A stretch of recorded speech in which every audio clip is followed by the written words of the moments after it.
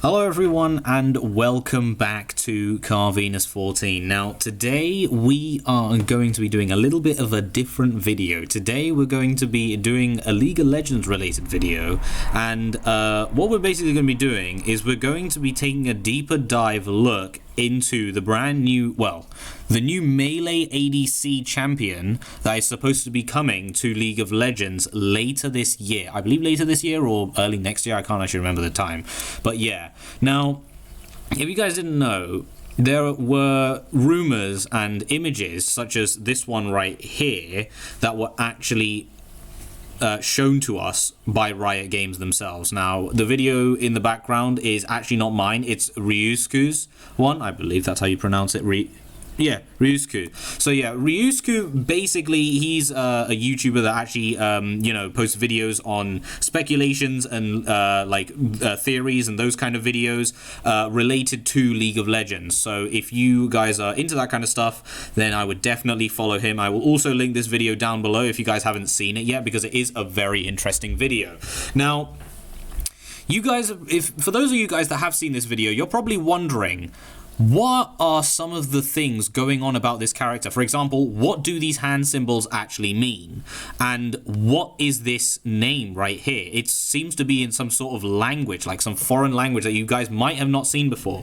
Well, luckily for you guys, I actually happen to speak the language. So, yeah, I'm going to basically decipher what her name is. Just to let you know, it says her name here, but later on, we actually find out that the champion is actually non-binary. So, I mean, it's possible. So, yeah, this, of course, was from Big Bad Bear as well, who is a really brilliant data miner / speculation person of League of Legends. So, I would also recommend checking out his channel if you're into that kind of stuff. So, yeah.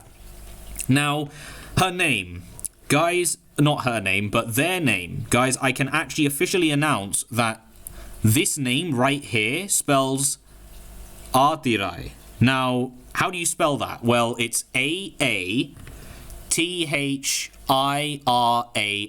Aatirai. Now, this language here is in Tamil, and it also happens to be the very same language that I speak. So, naturally, this came to me quite easily. Now that we know that this champion's name is Aatirai, right, it does sound like a female name. Now, you might be thinking, what on earth does Aatirai actually mean? Now, Aatirai doesn't actually have a meaning in Tamil. It's just a name that is given to mainly females, but we don't actually know the proper gender of this new champion, because here it says it could be a female champion, and then Big Bad Bear says that it could be a non-binary champion, so they might not have a gender. We pronounce them as they or them. So I guess they could really go for any kind of any kind of name, but they picked Aatirai, so maybe there's a meaning behind that, maybe there isn't. Who actually knows? Now, guys, you may also be wondering, what on earth is this symbol right here? This was actually released to us like a few months back, I believe, or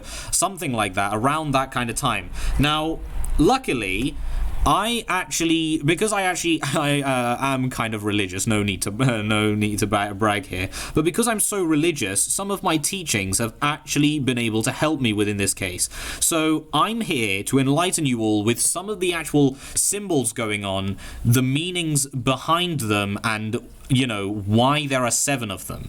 Now, before we do actually get further into the actual video, I do need to say that some of the speculations, or most of the speculations towards this character, point towards the water element. So this champion is supposed to be associated or affiliated quite heavily with the element of water, basically. So now that we know that, we can move on. So we've already established that her name is actually Aatirai, right?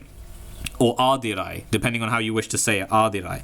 Now, the names I'm going to say here are very, very complex, so if you don't understand them, slow it down, and I'll try and repeat it a few times over and over again. So, as for the actual first hand symbol right here, this hand symbol is called the hold on. Let me, I did actually write it down because I knew I was going to misremember it. So, it's called Tripatika Hasta. That's what it's called, the Tripatika Hasta. Now, as for what it actually means is basically the Tripatika Hasta represents three parts of the flag. Now, what is the flag? You might be thinking, what on earth is the flag that this guy is talking about? Well, guys, the flag actually represents 3 parts. The first part being trees, the second part being thunder, and the third part being the crown.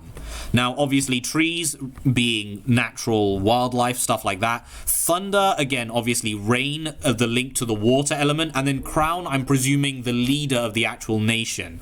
So, yeah. So this is the Tripatika Hasta. That's what it's called. Now, each of these different hand symbols are also associated with the Hastas. Now, what the Hastas are, there's 28 or like there's 24 or 28 of these hastas, and what they are all is they are all single-handed motions that are used in Hindu dances, medieval dance arts originating from India, so stuff like that. Basically, that's what the hastas are. There's single-handed hastas, and then there's double-handed hastas. Now, the single-handed hastas, they're about, like I said, 24 to 28 of them, like somewhere around that number. The double-handed hastas, I don't think there's as many. I may be wrong though, but yeah, I don't actually practice many of the hastas. I do know some of them, but not all of them. So yeah, this is the Tripati hasta, one that I did actually have to research about. However, the rest of them I do actually know quite well. So yeah, as for the second hand, this one right here, now the second hand, the fourth hand, the fifth hand, as well as the seventh hand, all have similar meanings, guys. And what they are called is they are called the patikas. Now, what the patikas are is they literally just translate to flag, right? So we have 3 parts of the flag here, and then we have the flag here, right? Now, basically, what this hand symbol actually means, what the patika actually means is it's basically another way of saying cloud blessings, right? Or it's another way of saying denial, basically. Denial, or it's also known as the start of Ardava. Now, if you guys don't know what Ardava is basically like a traditional, dancing art used in India. It's used in performances. It's used in, it's used in religious teachings, stuff like that. Basically, again, relating back to the hastas that we talked about earlier. So, yeah. So this is patika, this is patika, this is patika, and this is patika. Now, this one right here, the 7th one, is actually the true variation of the patika. The rest of them are just different variations that have been adapted along the way of the actual religious teachings in Hinduism.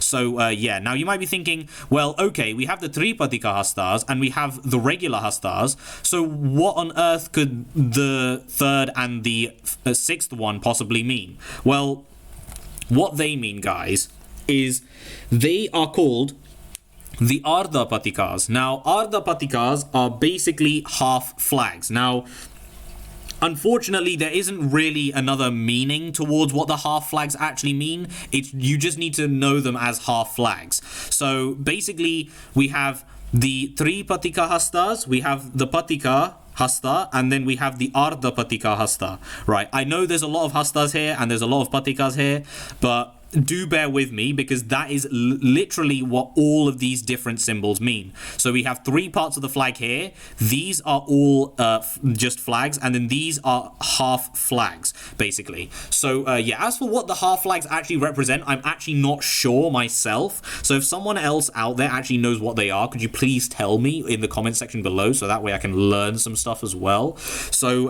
yeah. So we have 3 patika hasta, 3 patika hasta, patika hasta, Ardha patika hasta, patika hasta, patika hasta, Ardha patika hasta, and patika hasta. So now we all know what they mean. They are all associated with, if you guys were listening, flags. Every single time I described each and every single one of these hand motions, the word flag came up. So clearly, this champion is supposed to be either a patriot of some way, or maybe they have some abilities that relate to flags. So maybe like a water flag or something like that. Speaking of water, we will actually get to why the water element is important. This character might actually be a patriotic character. So because the different flags obviously represent something, but what they represent, apart from the actual Hasta meanings, what do they represent in the world of League of Legends? We do not know. Now, I also said there are 7 of these. Now, why on earth are there 7 of these? And what does it have to do with the water element? Now, guys, if you didn't know, in Hinduism, obviously, I mean, in all religions or in myths, basically, you guys have surely heard of the 7 seas, right? Yeah. Well, the 7 seas are also present in Hindu mythology. Now, effectively, right, the earth is, the way that the Hindu mythology actually works is that the earth is divided into 7 islands effectively, right, and these 7 islands are surrounded by different seas, the 7 seas. So these islands are effectively separated by water, and they are basically split into the 7 seas. Now, these 7 seas in Hinduism, anyway, guys, in Hinduism, they're actually different from the ones that we're all used to, like, the Gulfs, what they're known is in, what most of people associate them with. But in Hinduism, they are actually the first one is the Sea of Salt Water. The second one is the Sea of Crane Juice, or cane juice, I should say, not crane juice, not crane juice, cane juice. The third one is the Sea of Wine. The fourth one is the Sea of Curd. The fifth one is the Sea of Butter. The sixth one is the Sea of Milk. The seventh one is the Sea of Sweet Water. There we go. So those are the different 7 seas. Now, as for where you can actually find this information, it's actually in the Vishnu Purana, right, which is basically a chapter inside the actual holy book of Hinduism, which is called the Puja, right? So, those are the 7 seas, and I believe that's what is representing the different hands. The 7 hands with the water element, the 7 seas. It makes sense. However, there are 2 other theories that I have managed to come up with. There's 3 theories with the water element and the 7 hands I've thought of. The first one, obviously, being the 7 seas is what we went through. The second one is actually the water cycle, right, if you guys remember that from primary school. And then the third one is actually the 7 chakras. Now, we will go through the water cycle first because it's easier to go through. Now, if you guys didn't know, in obviously when you were in year 2, year 3, you guys probably learned about the water cycle. Well, the water cycle has 7 stages, although to be fair, it is slightly arguable if it's 6 or 7 stages. So I'll go through the 7 stages of the water cycle right now. So the first one is evaporation, the second one is condensation, the third one is precipitation, the fourth one is interception, the fifth one is infiltration, the sixth one is percolation, and then the 7th one is transpiration. Now, infiltration and percolation are effectively quite similar, which is why people argue that there should only be 6 and not 7. But yeah, this theory is actually quite copium in my mind, because the fact that there's so many different theories out there, like the different stages out there, like some have 3 stages, others have 4 stages, some have 6 stages, some have 7 stages, and then some have 8 stages. There's like loads of different stages out there that I just don't really think it's going to stick with the water cycle. But the other theory that I was talking about, which is the 7 chakras. Now, the chakras are basically different points within the human body, and they basically make up, it's basically the composition of a human, effectively, and we'll go through every single one of them now. So the first one, I'll tell you the location of these chakras as well, where they are placed in the human body according to Hindu mythology, or Indian mythology, how you would like to say it. So the first one is called the root chakra. Sorry, I went a little bit, Indian there. The root chakra. Now, the root chakra, if you guys want to know where it's located, it's basically located at the very base of your spine. So, effectively, if you guys know where your spine ends, it's like right above your bottom, effectively, like right above your butt, where your tailbone is. Basically, it's like there. So, that's where the root chakra actually starts. And what it means is it basically houses the physical identity of a human being. So all the physical attributes that you have, yeah, that's where it comes from, basically, the root chakra. That's what it represents. Then we have the sacral chakra, which is basically where your belly button is. That's effectively where it is. So right above your your genitalia area, basically, where your belly button is. That is where the sacral chakra is. Now, as for what it represents this, it represents all the ecchi stuff, if you guys know what I mean. So it represents sexuality, pleasure, stuff like that, basically. That's what the sacral chakra represents. So yeah, if you guys are into that kind of stuff, then you know where you get it from now. So yeah. The next one is called the solar plexus chakra. Now, this is basically by your stomach. So effectively, where your stomach area is, that is where your that's where the solar plexus chakra is. And what it represents is it represents your self-esteem or confidence, basically. So, your bravery, that's basically where it's coming from. So, yeah. And then we move on to the heart chakra. Now, obviously, your heart chakra is obviously on the same level as your heart. And this is where you get your love from, basically. Your love, compassion, that's the other word. Yeah, love, compassion. That's where you get it from, your heart chakra. So basically your emotional state effectively comes from your heart chakra. Then the next one is called the throat chakra. And this is basically where your communication happens. So effectively the throat chakra just represents communication or talking, anything to do with that kind of aspect, using your throat basically, except in that method. I know what you all are thinking. No, we don't go there in this religious topic, all right? Although I did just slightly discuss it in the sacral chakra a bit, but we move past that. That was educational purposes. This one is not educational purposes, so we move. Now, the next one is called the third eye chakra. Now, if you guys are familiar with the third eye, you guys will know that it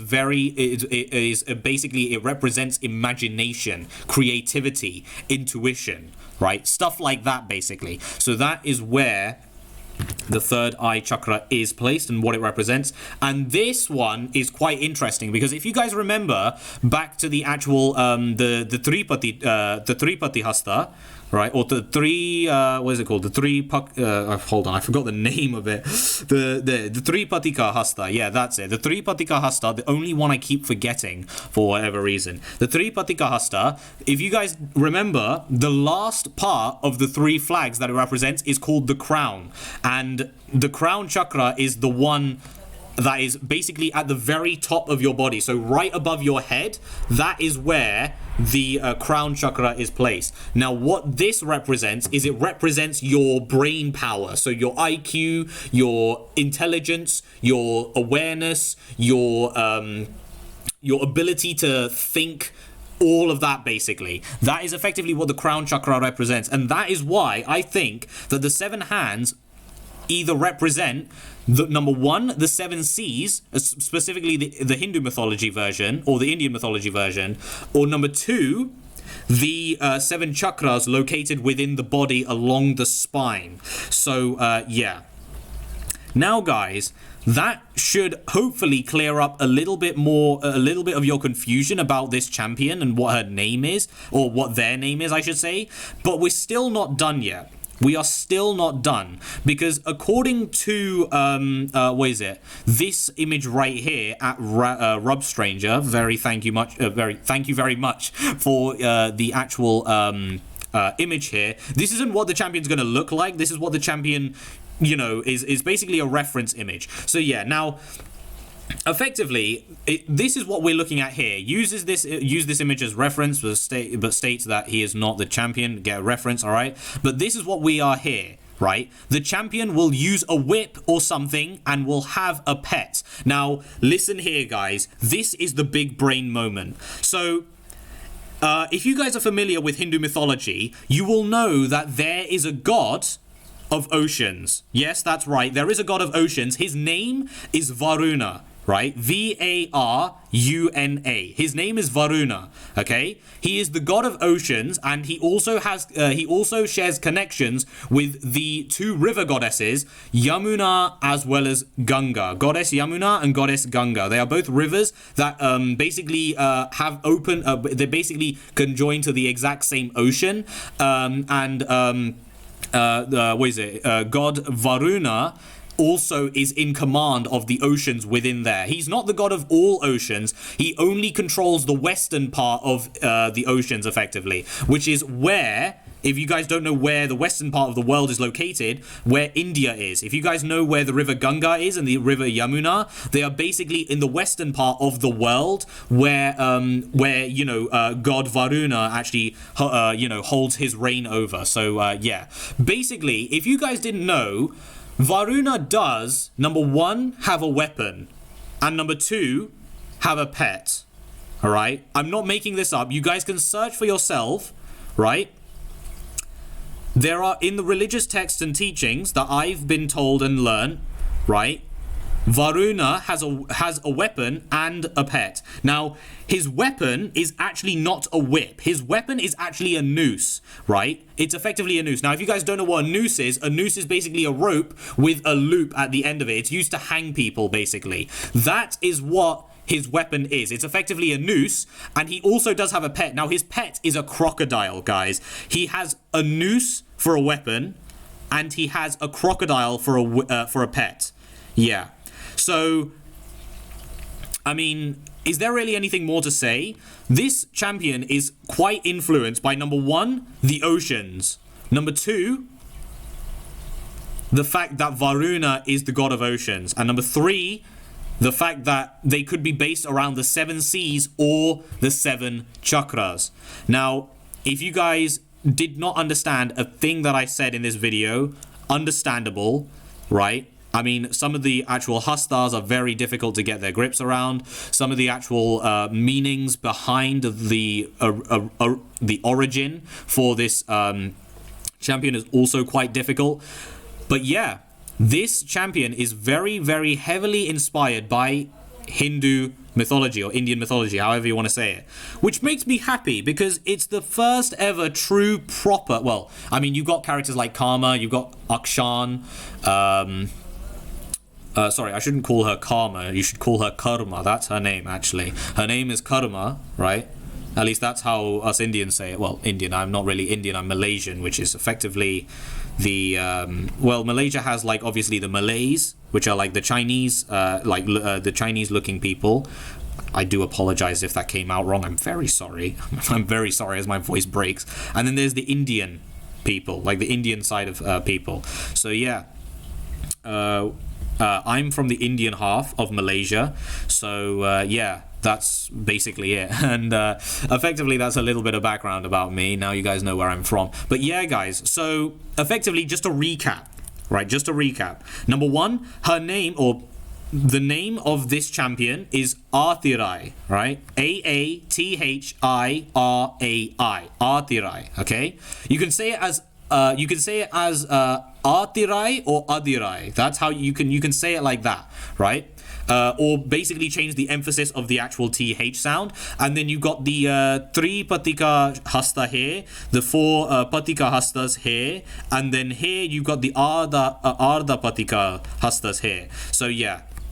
They all have meanings around flags. She's associated with the water element, which allows us to connect her to the god Varuna.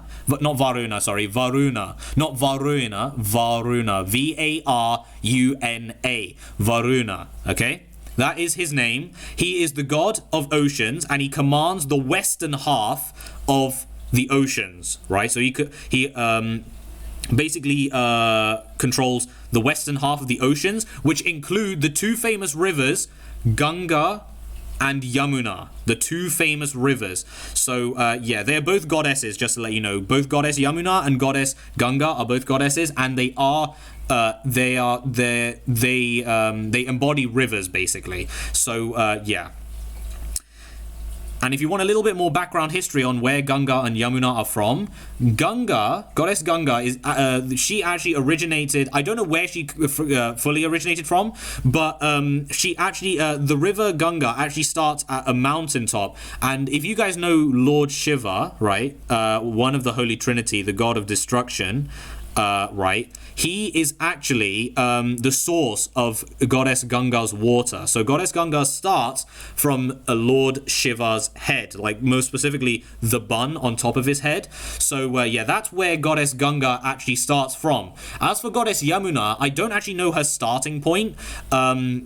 However, she is actually the daughter of Suryan. Now, Suryan, is actually the god of the sun. He is the sun, effectively, right? And she also, Goddess Yamuna actually has a twin brother, and his name is Yema, or Yemen, basically. Yemen is the god of death. So basically, he's the reaper, effectively. So when a soul dies, he comes and takes the soul to his court of judgment, or his judgment, basically, in order to send them either to heaven, to hell, reincarnate them, basically do whatever their fate has in store for them. So yeah, basically guys, that will be it for the video. Hopefully this video has actually given you a little bit of insight towards the Melee ADC champion that everyone is discussing and you know, confused about. And yeah, let me know if you guys have any extra information on this Melee ADC that I can try and theory craft, or, you know, try and resolve any issues with. And let me know if you plan on playing her, because her lore, or not her lore, but her associations with Hinduism and Indian mythology has definitely gotten me interested as her as a character. So yeah, I have been Carvinus14 and still am, and I hope to see you guys very, very soon. Enjoy the rest of your day. Goodbye.